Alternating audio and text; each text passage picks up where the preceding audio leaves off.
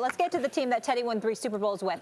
Is the Cliff here, Tedy? Your boy, TB12, Panic. I want no parts of this conversation. Hasn't been himself of late. Let me give you some numbers. In his last 3 games against the Bills, Packers, and Titans, his completion percentage is under 60. He's only thrown 1 touchdown. His QBR is 41.5. I'd also like to remind you, though, that Gronk only played in 1 of those 3 games. I want to ask you about Gronk later, too, Tedy. Max, how worried are you about Tom Brady? Very. I mean, listen, falling off the cliff does not mean you can never have a good game. Yeah. It means you're not the same anymore. It means that your status as the best in the game, or one of the 2 best in the game, is no longer there. Look at what Tom Brady is doing against the blitz this year. I know it's been making the rounds this step, but he's dead last in the NFL against Tom Brady. Yeah.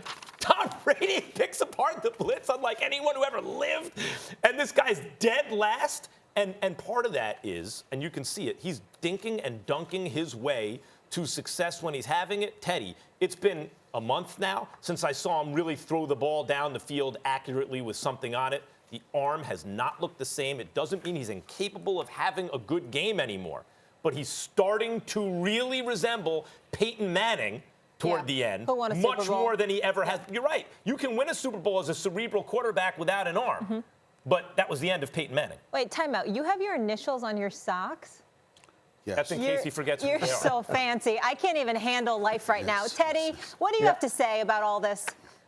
I thought the Titans did a good job against them. I'll give that to Max in terms of what Mike Vrabel and defensive coordinator Dean Pease schemed against them on getting up the middle pressure. That was something that a lot of teams attempt but really don't commit to. Use linebackers getting up the middle of the pocket so Tom couldn't step up, taking away the little dink and duck throws that Max is talking about. You know, Tom struggled versus the Titans. I'll give him that. It was a bad game. I think the bye week's coming at a perfect time. The cliff that Max always references, of course, I'm going to disagree with that.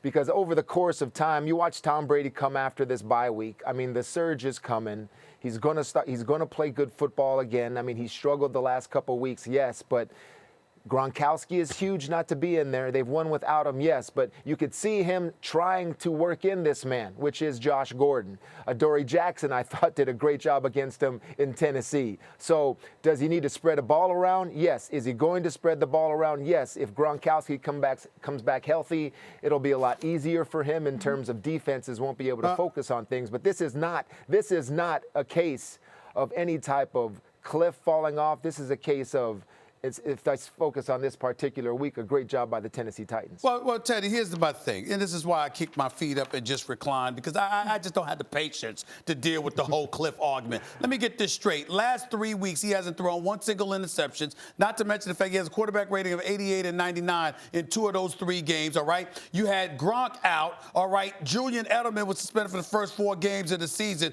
Hogan and stuff, you're trying to figure things out. You're trying to sit up there and ingratiate Josh Gordon into the proceedings. I mean, there's a lot of things that are going on in New England that would explain why Tom Brady is worse. But guess what? Still completing 65% of his passes. Still got 17 touchdowns. All I'm trying to say to you, well, you can't say everyone. The bottom line is this.